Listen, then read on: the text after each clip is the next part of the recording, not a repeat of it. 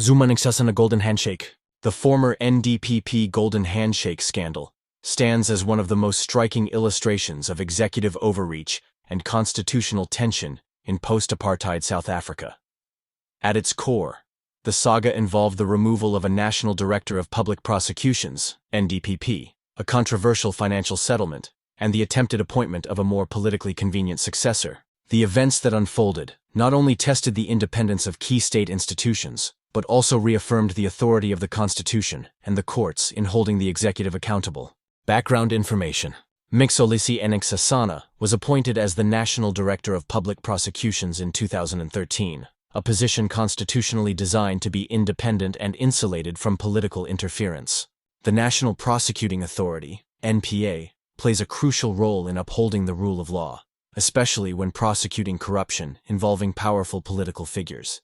However, Nxasana's tenure coincided with increasing legal and political pressure on President Jacob Zuma, particularly concerning corruption allegations linked to the arms deal, and later, the Nkandla scandal. This tense environment set the stage for conflict between the president and the head of the NPA. Nxasana was given a payment by Zuma. Rather than following formal constitutional procedures to remove the NDPP, President Zuma negotiated a settlement with Nxasana in 2015. Nxasana was paid approximately R17 million as a so-called golden handshake to vacate his position. Officially, the payment was framed as a mutual agreement to avoid prolonged disputes over Nxasana's fitness for office. Critically, however, this payout had no clear legal basis and was widely viewed as a mechanism to remove an inconvenient NDPP without due process. The settlement raised serious concerns about the misuse of public funds and the president's respect for constitutional limits. Abraham's appointment. Following Nxasana's departure, President Zuma appointed Shaun Abrahams as the new NDPP. This appointment was controversial from the outset. Critics argued that Abrahams was perceived as more pliable and politically aligned with Zuma's interests. Soon after his appointment, Abrahams reinstated corruption charges against Finance Minister Pravin Gordhan, a move that further intensified public suspicion that the NPA was being weaponized for factional political battles. The circumstances of Abraham's appointment thus deepened concerns about the erosion of prosecutorial independence. High Court challenge. Civil society organizations, most notably Freedom Under Law, challenged both the Golden Handshake and Abraham's appointment in the High Court. The court found that Nxasana's removal was unlawful and unconstitutional, as the president had acted outside the powers granted to him by the Constitution. The court also ruled that Abraham's appointment was invalid because it flowed directly from an unlawful act. Importantly, the High Court ordered Nxasana to repay the R17 million settlement, reinforcing the principle that public funds cannot be used to facilitate unconstitutional conduct. Constitutional Court ruling. The matter ultimately reached the Constitutional Court, which delivered a decisive judgment. The court confirmed that President Zuma had acted unlawfully and irrationally in paying Nxasana to vacate office. It emphasized that the president does not have the authority to buy out the NDPP. The Constitutional Court further ruled that Shaun Abraham's appointment was invalid and that the power to appoint a new NDPP should pass to the deputy president, given the conflict of interest involving Zuma. This ruling underscored the supremacy of the Constitution and the judiciary's role as the final guardian of legality. At the heart of this application is the Office of NDPP and the NPA as an institution. The importance of the Office of NDPP in the administration of justice is underscored by no less an instrument than the Constitution itself. Section 1794 of the Constitution requires that there be national legislation which guarantees the independence of the prosecuting authority. That legislation is the NPA Act. The present litigation is rooted in a sorry state that has engulfed the NPA for a number of years. As the High Court aptly put it, since September 2007, the recent history at the NPA, quote, has been one of paralyzing instability, close quote. Within only 9 months of Mr. Nxasana's appointment, former President Zuma commenced a process calculated to remove Mr. Nxasana from office. The former president did this in a manner that kept mutating. First, there was a notice to commence an inquiry into Mr. Nxasana's fitness for office with a threat of suspension. Mr. Nxasana brought an urgent High Court application seeking particularity on allegations on which the former president's decision to institute the inquiry was pegged to enable him to make representations on why he should not be suspended. The former president changed tack and suggested that there be mediation. When there was no progress on the mediation, former President Zuma appointed the person that was to chair the inquiry, and the stage was set for the inquiry to proceed. But parallel with this, Mr. Hali, the former president's legal advisor, obviously acting with the former president's sanction, made a promise that Mr. Nxasana would be paid a settlement amount. Over time, that amount increased progressively. Throughout, Mr. Nxasana unequivocally stated that he did not wish to resign and that he considered himself fit for office. Of course, he did indicate that he would resign if he was paid the full salary for the remainder of his term of office. Settlement was reached on 14 May 2015 after signature of a settlement agreement by Mr. Nxasana, the former president, and the minister.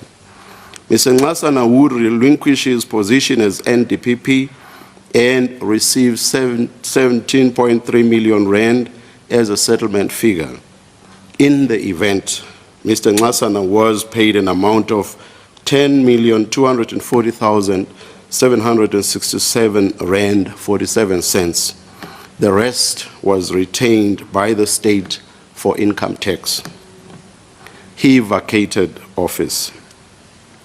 In an application brought before the High Court, Corruption Watch and FUL challenged the validity of the manner in which Mr. Nxasana vacated office. In a later application, CASAC challenged the validity of Section 12(4) and 6 of the NPA Act. The applications, which were consolidated, were successful, hence the confirmation application before us. An application by Mr. Nxasana for condonation of the late filing of an answering affidavit in the two applications was dismissed with costs. He appeals against that order. And Advocate Abrahams and the NPA also appeal against the order invalidating the appointment of Advocate Abrahams. In terms of Section 12(1) of the NPA Act, an NDPP holds office for a non-renewable term of 10 years, but must vacate office on attaining the age of 65. Section 12(4) of the same Act provides for the possibility of extension upon the attainment of age 65. An NDPP may voluntarily vacate office before her or his term is up in terms of Section 12(8) of the NPA Act.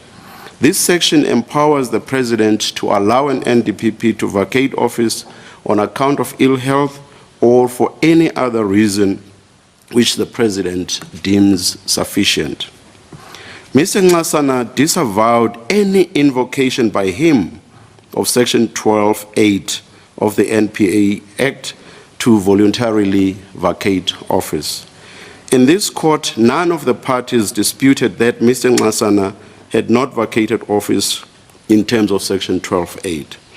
Advocate Abrahams and the NPA argued that it was legally competent for an NDPP to vacate office voluntarily otherwise than in terms of Section 12(8).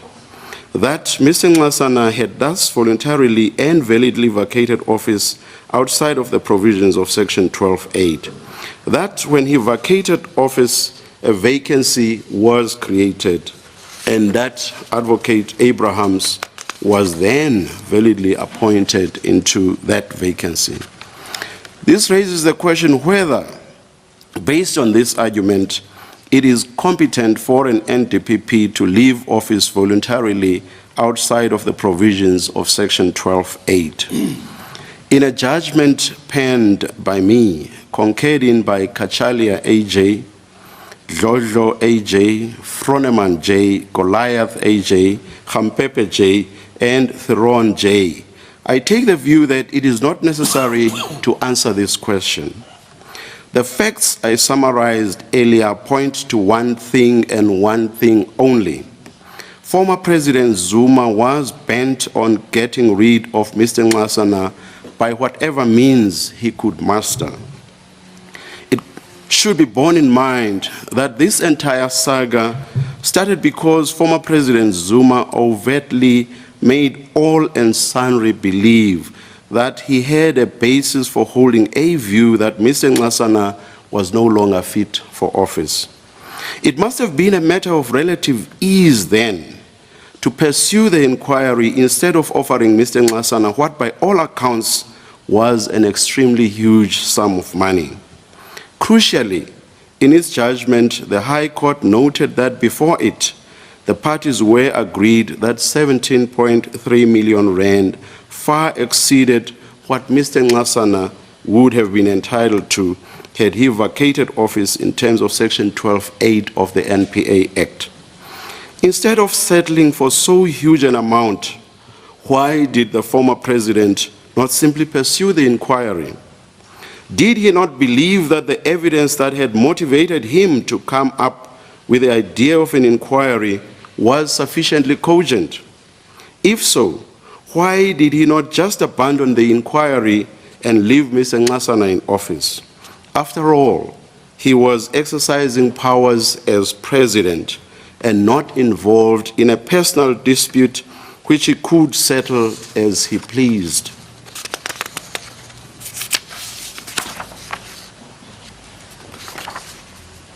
It is difficult to comprehend why he would have settled on so huge an amount and from public coffers to boot. The inference is inescapable that he was effectively buying Mr. Nxasana out of office. In my book, conduct of that nature compromises the independence of the office of NDPP. It conduces to the removal of, quote-unquote, troublesome or otherwise unwanted NDPPs through buying them out of office by offering them obscenely huge amounts of money. Although I deliberately eschew deciding the question whether an NDPP may vacate office outside of the provisions of Section 12.8 of the NPA Act, this much I do want to say. It can never be that vacating office outside of these provisions would ever entitle an NDPP to more benefits than those set out in Section 12.8. Section 12.8 is specific on the benefits. They are the usual public service benefits. The problem with benefits that are not kept by the Section 12.8 limit is that they give rise to the real possibility of NDPPs being bought out of office. That compromises the independence of the office of NDPP. Whatever we are to make of the full import of Section 12.8, the manner of voluntary vacation of office should never undermine the constitutional imperative of the independence of the NDPP.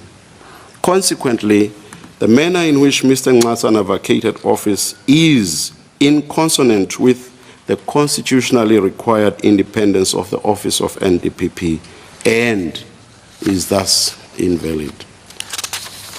What then of the appointment of Advocate Abrahams?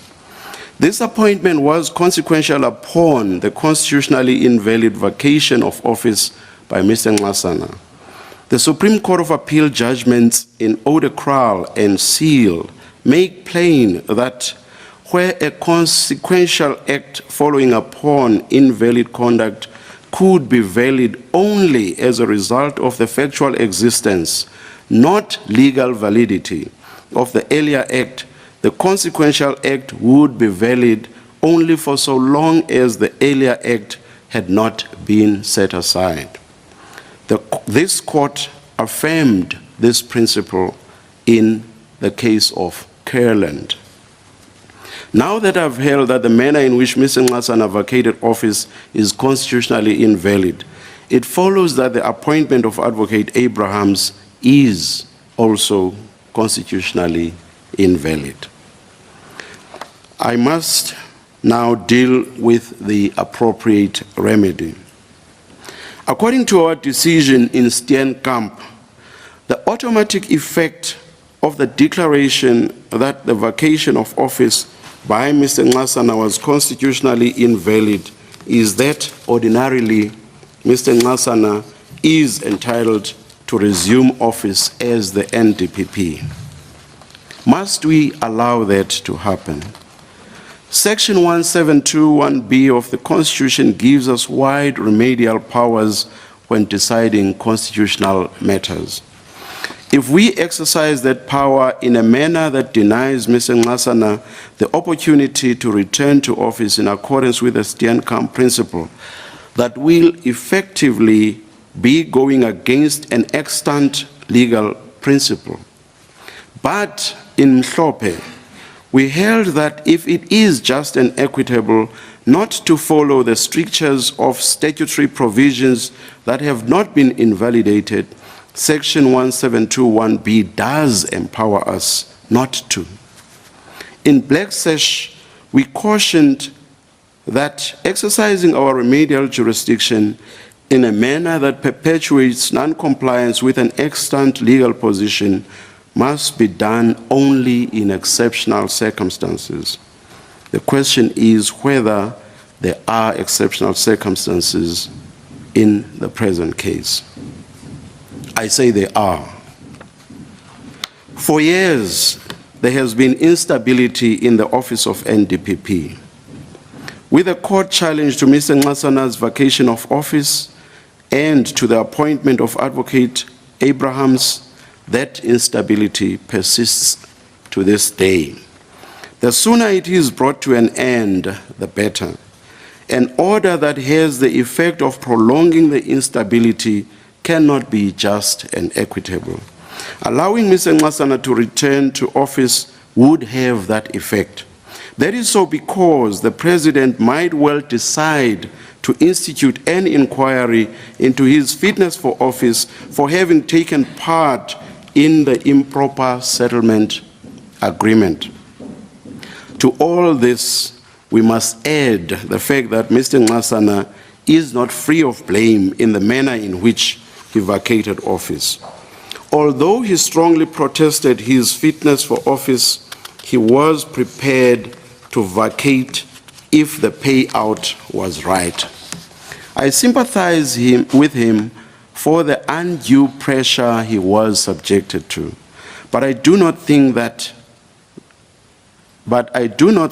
is the reaction expected of the holder of so high an office the holder of which, if she or he is truly independent, is required to display utmost fortitude and resilience. Former President Zuma appointed Advocate Abrahams following his unlawful removal of Mr. Nxasana. That removal was an abuse of power. Advocate Abrahams is a beneficiary of that abuse of power. It matters not that he may have been unaware of the abuse of power. The rule of law dictates that the office of NDPP be cleansed of all the ills that have plagued it for the past few years. It would therefore not be just and equitable to retain Advocate Abrahams, as this would not vindicate the rule of law. In the result, the following order is made. 1.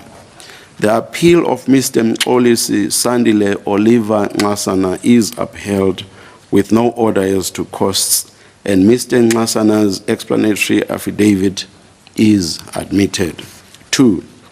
The costs order by the High Court of South Africa, Gauteng Division, Pretoria, against Mr. Nxasana is set aside. 3, the appeal of Advocate Sean Kevin Abrahams and the National Prosecuting Authority is dismissed with costs, including the costs of true counsel. 4, the declaration by the High Court that the settlement agreement dated 14 May 2015 concluded by former President Jacob Gedleyihlekisa Zuma, the Minister of Justice and Correctional Services, and Mr. Nxasana, in terms of which Mr. Nxasana's incumbency as the National Director of Public Prosecutions was terminated, is constitutionally invalid, is confirmed. The declaration by the High Court that the termination of the appointment of Mr. Nxasana as NDPP is constitutionally invalid is confirmed. The declaration by the High Court that the decision to authorize payment to Mr. Nxasana of an amount of 17,357,233 rand in terms of the settlement agreement is invalid is confirmed. The declaration by the High Court that the appointment of Advocate Abrahams as NDPP is invalid is confirmed. The moral of the story. The Zuma-Nxasana saga offers several critical lessons. First, it highlights the dangers of executive interference in independent institutions meant to safeguard democracy. Second, it demonstrates the importance of vigilant civil society and an independent judiciary in challenging abuses of power. Finally, it reinforces the idea that no individual, not even the president, is above the law. Attempts to manipulate legal processes for political survival ultimately undermine public trust and constitutional governance. Conclusion. The Golden Handshake saga was more than a political scandal. It was a constitutional crisis that tested South Africa's democratic foundations. While the unlawful settlement and subsequent appointment exposed serious weaknesses in executive accountability, the firm response of the courts restored faith in the rule of law. In the end, the episode serves as a powerful reminder that constitutional democracy survives not because leaders always act lawfully, but because institutions exist to correct them when they do not.